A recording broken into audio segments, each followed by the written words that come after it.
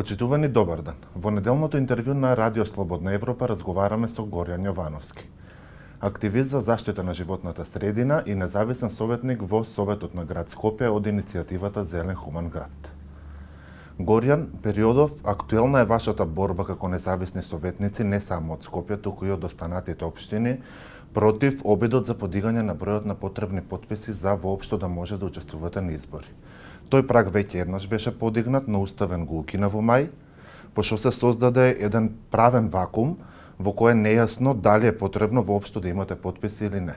Вие баравте автентично толкување, во меѓувреме во собрание се најде нов предлог со кој повторно има обид за подигање на прагот. Каков расплет очекувате од целата оваа ситуација? Имавте ли контакт со некој од политичките партии?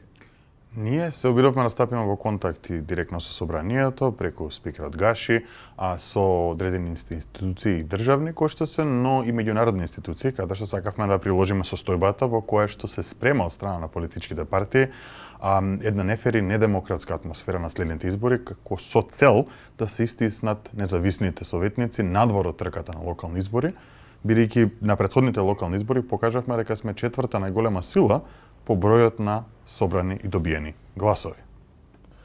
Дали контактиравте со претседателката Силјановска, зашто имавте барање и до нејзе доколку се изгласа ваквиот предлог да не го потпишува?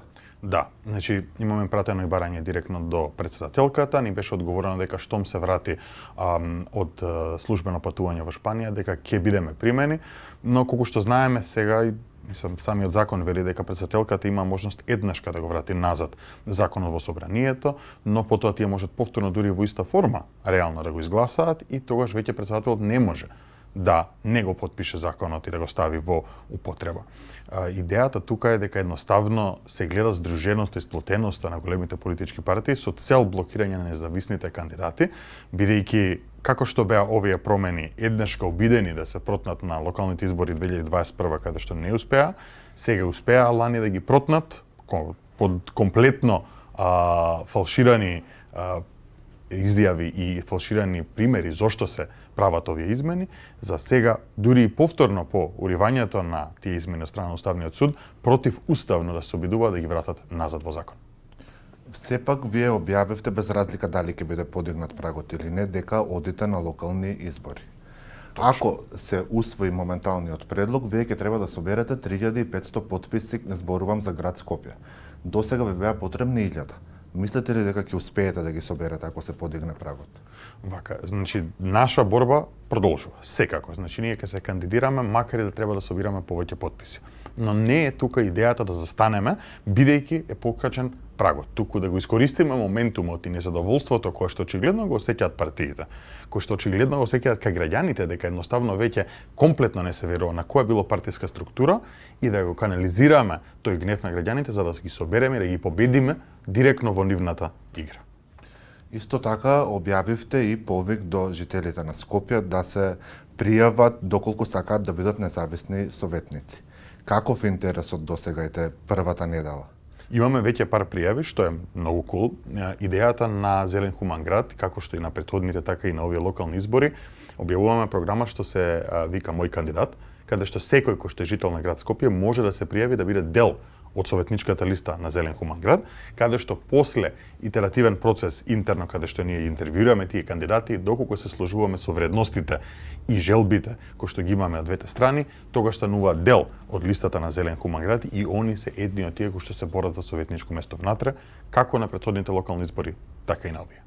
Колку отприлика, која бројка на пријави имате од граѓани? Сега имаме околу 10, од кога објавивме повикот, што е супер, бидејќи знаете кај нас често луѓе се плашат прво воопшто да се инволвираат со политика, што е нешто кое што се обидуваме ние како граѓанска иницијатива да го разурнеме. Не треба ние да се плашиме од политика. Тоа е како да кажам се плашиме од економија или од математика. Политика е наука.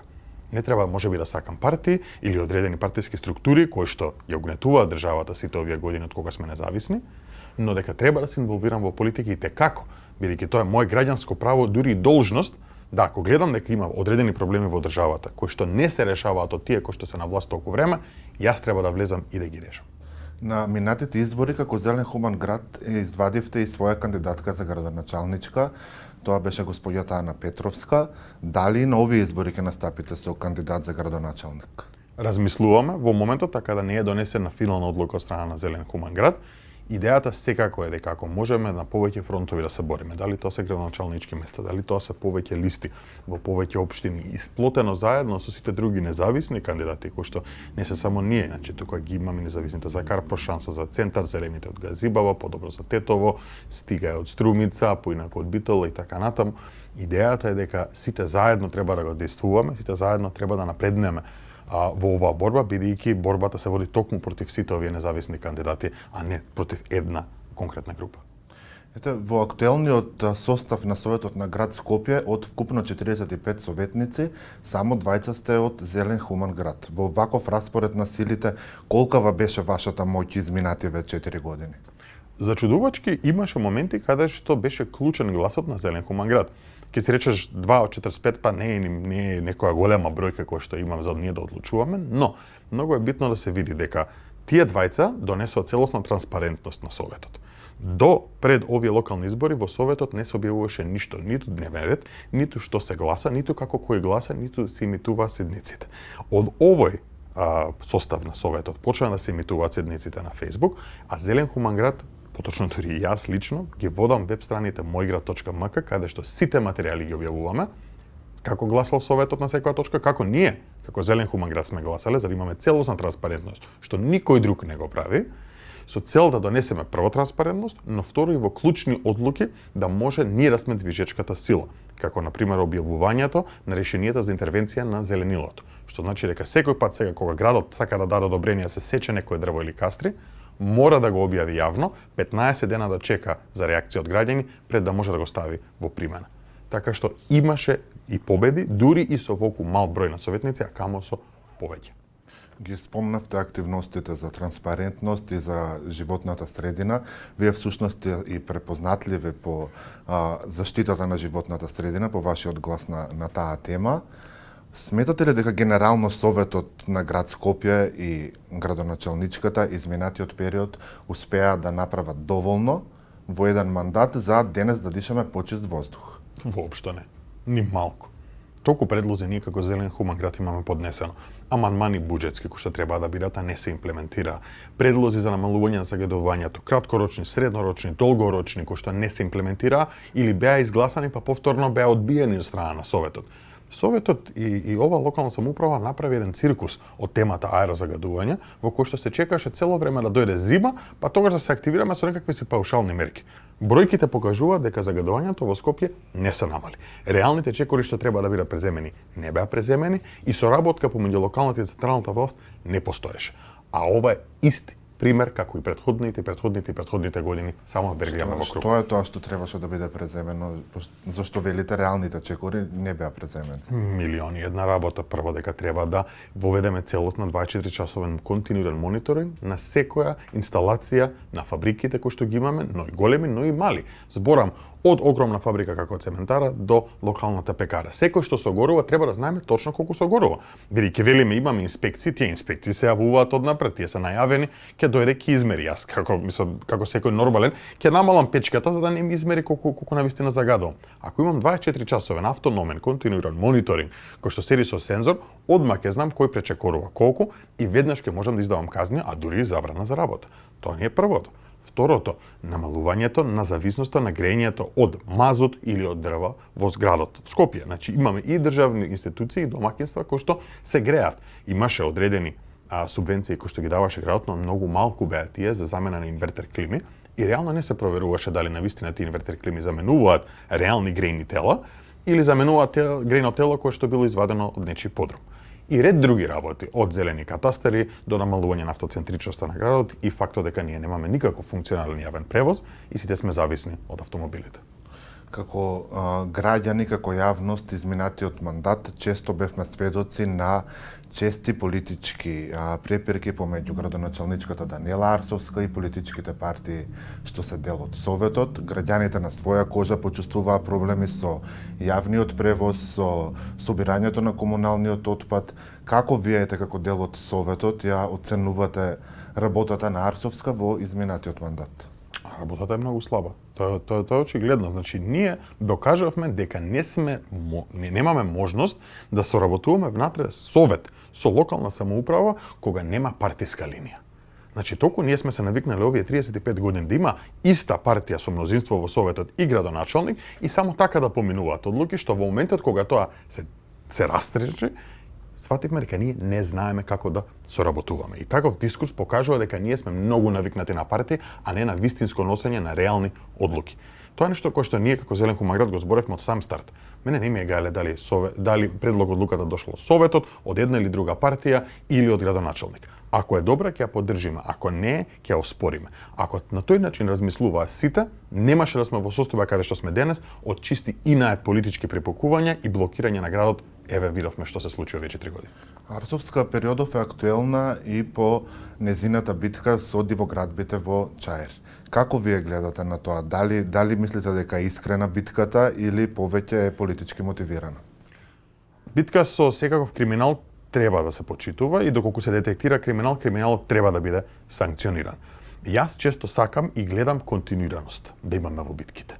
Значи, затоа зборам, супер што сега се појавуваат тие битки, супер што се изложуваат тие криминали и тие дивоградби кои што се случуваат, но континуираноста во акциите, да се случува ова секоја година, ќе ми докаже дека имаме кристално јасна намера да се истенчи, да се извади криминалот од општеството. Но доколку тоа е многу фиксирано и стационирано во одреден момент, треба да се објасни зошто. Зошто баш сега почнуваме со целото ова? Зошто баш Чаир? Зошто само Чаир? Дали дивоградбите се проблем само во Чаир? Секако, значи дивоградбите треба сега да се искоренат и ред други проблеми кои што ги имаме и вон институциите. И затоа велам, многу е круцијално да се има континуираност во борбата. Ако се нема континуираност, тогаш не може да се знае дали таа борба е искрена или е таргетирана. Како дел од Советот, имате ли информација до каде е новиот генерален урбанистички план за градот Скопје? Искрено не, воопшто. Значи, ние како Совет толку немаме информација од страна на локалната самоуправа, што треба преку задни канали да доаѓаме до некакво парче информација за да знаеме што воопшто се случува внатре. Значи, генералниот урбанистички план нас не истече во 2022 година. Ние немаме генерален урбанистички план реално, кој што е веќе важечки и се водиме по еден кој што е истечен.